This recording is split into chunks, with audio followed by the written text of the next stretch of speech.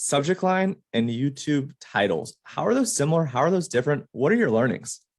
Yeah, so I mean, it's all psychology, right? Like, it doesn't really matter what platform you're on. So, for instance, on Twitter, like a common way that people start threads are like, it's kind of like a personal flex. Like, I spent $1 million the last 6 months on Facebook ads. Here's what I learned. But that personal flex doesn't only work on Twitter. So I have a niche website about golden retrievers, and we were writing an article about neutering your golden retriever. So I started the body of the email with kind of like a flex. Like, I read 12 studies on whether or not you should neuter your golden retriever.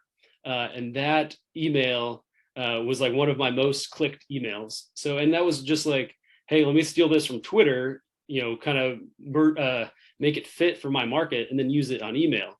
And that works. So it doesn't really matter, where you are. Like, yeah, like, there are some formats or some other things that you might need to be aware of, but really it's all psychology. Like, the personal flex like shows proof, and it shows like, all right, like, this is going to be a good story. Like, I know why to listen to this person. So yeah, it's all psychology. Just if you can learn what makes people click, then you can be successful on really any platform.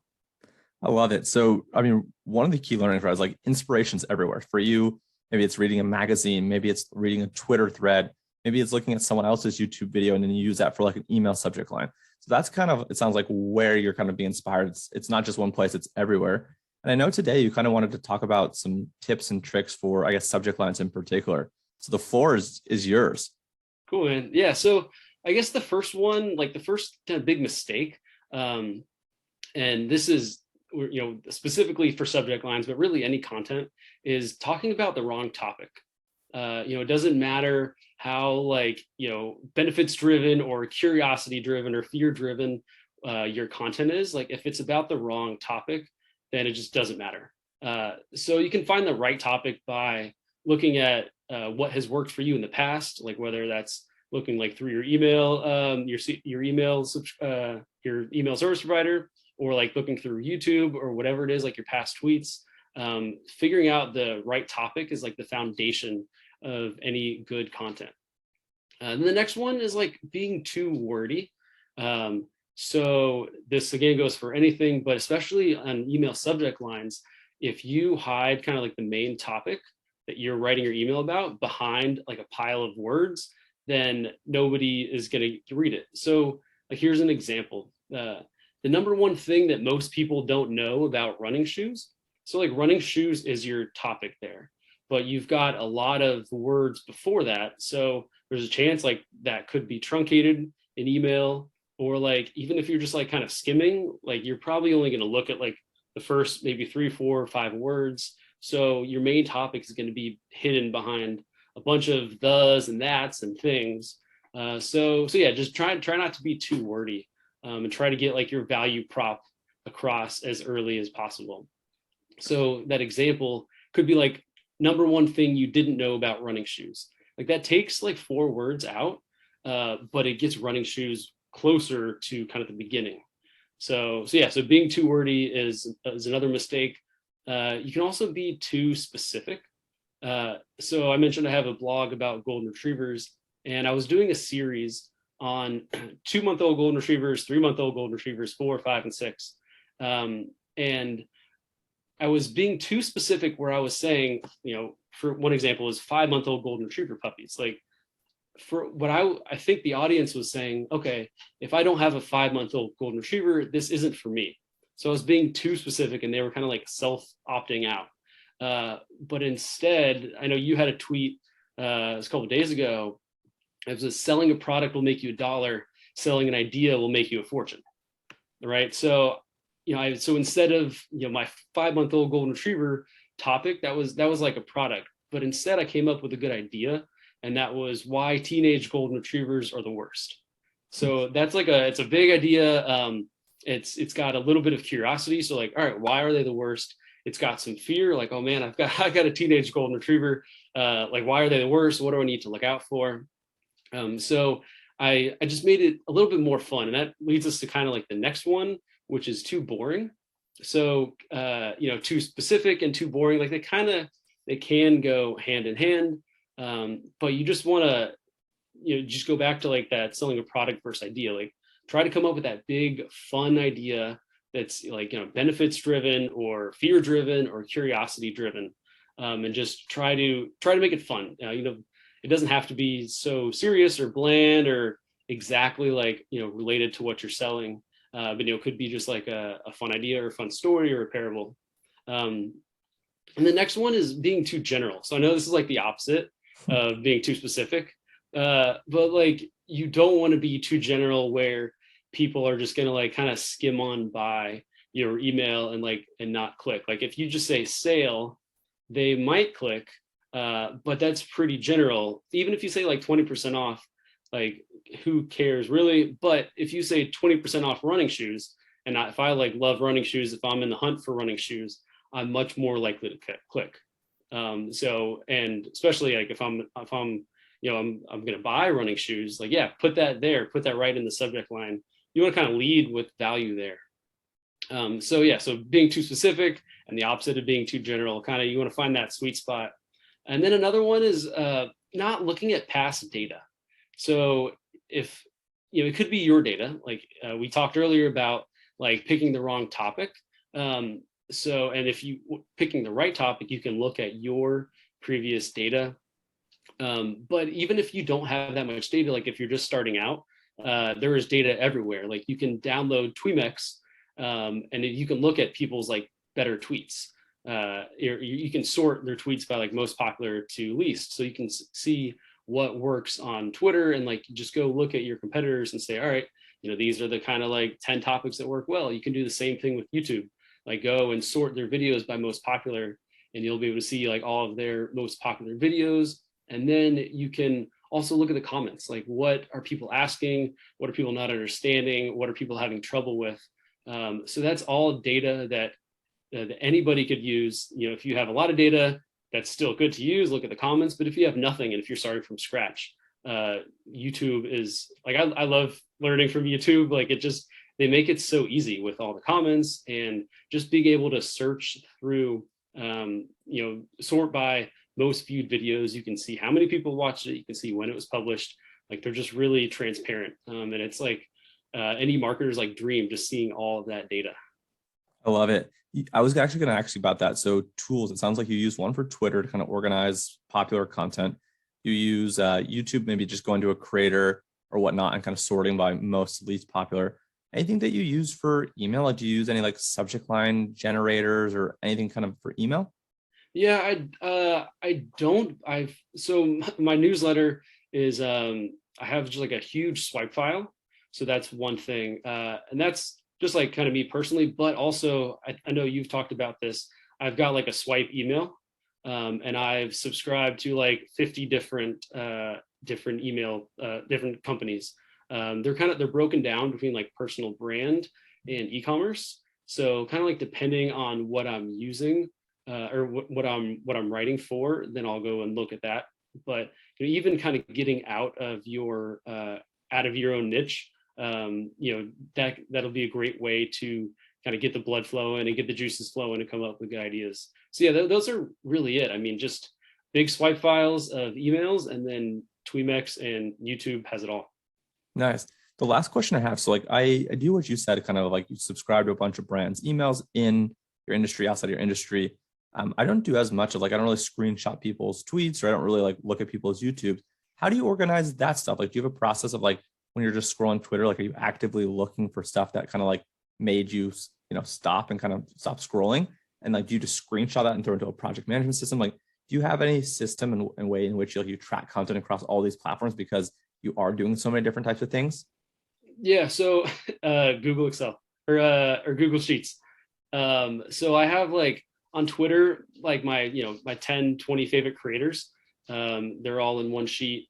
So I'll just open up their profile and kind of scroll through that. Same with YouTube, where it's all in Google Sheets, and just kind of, these are the people I like. I also have my own swipe file just for things that catch my attention. So it's all manual. It's not anything like crazy, but if something like stops me in my tracks, like, all right, I'm definitely going to use this one day. then I'll throw it in like an Evernote or my Google Sheets. Nice. I haven't used it, so I can't speak to it, but I've been seeing people like in the past like week or two on Twitter.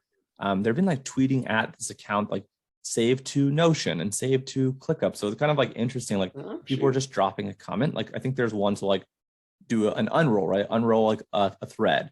That one's pretty cool. And then there's other ones now I'm seeing like people are saving to all these types of things. I'm like, huh, I wonder if that goes into like a shared channel. I wonder if that goes into like different channels. I wonder if like they're using keywords. So now that I'm thinking about that out loud, like I'm gonna have to mess around with that. And I was curious if you've seen it or not. Yeah, no, I haven't seen it. Do you use any tools for email specifically? On the email side, I mean, we've been using the same email address. It's just like design at our agencywebsite.com. And we just have been kind of subscribed to those emails since like 2018. And we're trying to start to add like tags to some of the emails so we can kind of sort by this industry or that industry, right? Whether it's apparel versus, I don't know, fashion versus health and wellness. So we just kind of have this email account that we have probably at this point, thousands of brands we're subscribed to and probably receiving thousands of emails a week. And we're trying to now like categorize and tag these. It's been a little bit challenging, but we have certain brands that we kind of go to and follow as well that will kind of like be like, oh, what's Outdoor Voices doing? Or what's, whoever doing, depending on who we're kind of researching for. Yeah, I like looking at competitive industries the most, just because like those are going to be where like the cream of the crop go. Not many good marketers are going to be in really like kind of niche segments that like there's not much competition, because competition will make you better, and everything will kind of like float to the top. So yeah, I'm a big fan of health and wellness, of like kind of making money, that kind of stuff. Sweet, man. Jake, this was awesome. Can I shoot a question back at you? Yeah, what's up? Yeah, so I was just telling you about like kind of my mistakes. Like what mistakes do you see people making? Yeah, when it comes to subject lines? Yeah, that's a good question. I think one, I got a couple thoughts, I guess. One thing is like they're testing subject lines, but they're ignoring everything else, right? Like when I think about like what gets someone to open an email, there's typically like 4 or 5 things, right? So one obviously is like where you land. Are you in the primary folder? Are you in the promotions? Are you in the spam? You obviously have some control over that to some degree, right? If you're a good sender, you're likely not going to be in spam. Whether you're in primary versus promotions, like it's kind of a coin toss. There are things that you could do to hopefully be in primary, but there's no silver bullet, there's no guarantee. And then from there, right, the other factors that we control are like the from name. So a lot of people send me an email that are on my newsletter saying, hey, your from name says chase@chasediamond.com. Like, did you mean to do that? And that's actually intentional. I've done so much testing on from name where I send from Chase Diamond versus chase@chasediamond.com. And the email address as a from name actually has better open rates, just because if you scroll through the inbox, it might say Jake Thomas, Chase Diamond, Liquid Death, Outdoor Voices. But if you see someone's email as a from name, you're like, huh, what's this? So it's one way to kind of stand out. And then with subject lines, right, it's every brand that we work with, there's like really different nuances at work. Some brands, like people love emojis for whatever reason. They love emojis in the subject line, and we use that for some of our brands on every subject line. Other times, right, like, certain companies have like a more dark kind of different type of personality. So it's a little bit more like a dark, I wouldn't want to say creepy, but it's a little bit like, I don't know, not as fun or witty, exciting, and people kind of vibe with that. We have other brands that are kind of more like what Chubbies does, where like they're just so out there and they're crazy and they're fun and they're entertaining, and people are just like, what is this? And they open it and they know, what they can expect. So I think it's really like, to your point, like you have to test, because what works for one brand doesn't work for the other. And we work with like 20 or 25 brands in the food and beverage category. And like pretty often, like different brands might try the same thing and have completely different results, because one might be targeting women 18 to 25 and another might be targeting men 60 to 70, right? And just inherently they're going to interact with different things. And I guess really quickly to kind of round out, like the next thing like is the preview text, or some people call it the pre-header text, right? And obviously what that is, but for everyone that's listening, it's essentially like a second subject line, right? You have to be able to optimize this. It has to add curiosity and intrigue along with the subject line. And then the last thing that impacts whether someone's going to open it or not is the timing of your email. Are you sending it 8 a.m. PST, 1 p.m. local time, sending it in the evening? And if you use a tool like Klaviyo, they've got something around smart send time where you basically send and they'll tell you, hey, you have the highest open rate at 8 a.m. PST. You have the highest click-through rate or conversion at 8 p.m. local time, right? So like those are kind of some of the things I think about. Really important though that obviously, again, you probably know this, but for everyone listening, making sure that you're only testing one variable at a time. If you're going to do a subject line test, subject line A versus subject line B. If you're going to do a from name test, it's from name A, from name B, everything else is the same. I guess those are kind of like the main things that kind of come to mind outside of just subject lines. I think you did a really killer job on that. So I don't have a whole lot of things to add, but those are kind of the factors I think about in terms of getting people to open. And then to your point, you kind of mentioned earlier around like getting people to click through, you know, it has to focus on a big idea. It has to be interesting. It has to be exciting. It has to be timeless. It has to be relevant, right? So really focusing on like the copy, everything from like testing plain text versus design, different offers, like say you're a brand that has an AOV and average order value of $50, 10% off versus, you know, $5 off, right? It's the same exact discount, but sometimes just the positioning of percentage off versus dollars off moves the needle. So that's kind of like my quick and dirty, unprepared answer to your question. Yeah, no, sorry for just tossing it on you, but yeah, I think that like kind of going back to like testing, there are three kind of main reasons that people do things online. Usually that's like click or whatever it is fear, desire, and curiosity. Yeah. So kind of you mentioned this earlier, but like some of these companies just have like a dark brand, like Liquid Death, like you know that's all like fear. Like Chubby's probably wouldn't do a lot of fear stuff, but they would do kind of desire and Yeah. curiosity, you know, and having fun. So kind of if you narrow down your testing into those three emotions, then you can kind of figure out which one works best for you and then go from there. But yeah, I mean, I agree with you. Uh, Not one thing is going to work for everybody. I'm a huge fan of modeling, but after modeling, you do need a test. Yeah. And I think like to your point, like a lot of the tips that you gave, like those are best practices and you have to start there, right?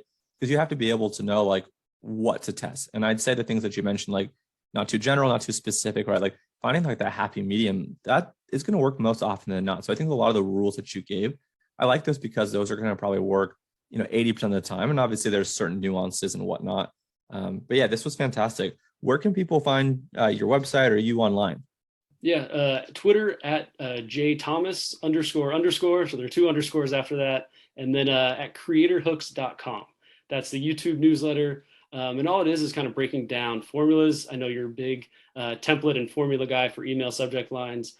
So I'm specifically breaking down YouTube formulas, but I've used those for blog posts, for subtitles and blog posts, for email subject lines, for the preview text. So it's all just copy at creatorhooks.com. Sweet man. Well, appreciate you. I'll drop those links below. So thanks, man.